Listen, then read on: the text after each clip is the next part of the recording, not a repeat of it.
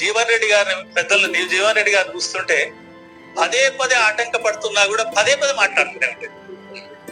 నాకెందుకో బిల్లు కొడితే మాట ఆగిపోయేది. ఎదుటి పక్షం నుంచి మంత్రి గారు లేకపోతే ఎవరైనా ట్రెజరీ బెంచ్ నుంచి ఎవరైనా ఆటంకపరిస్తే ఆగిపోయేవారు.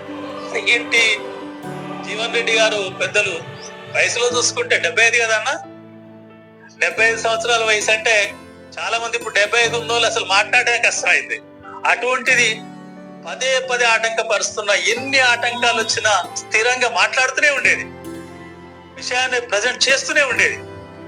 ఆ స్ఫూర్తి చూస్తే మేము చాలా వెనకబడి ఉన్నాం కదా.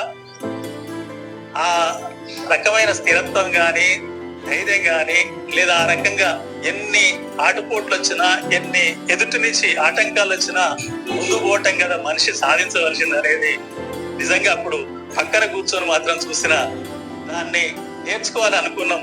కొంచెం ప్రయత్నం చేశాం తప్ప పూర్తి నేర్చుకున్నాం నేనేం అనుకుంటలేను. ఎందుకంటే అది చాలా కష్టమైన పని కూడా.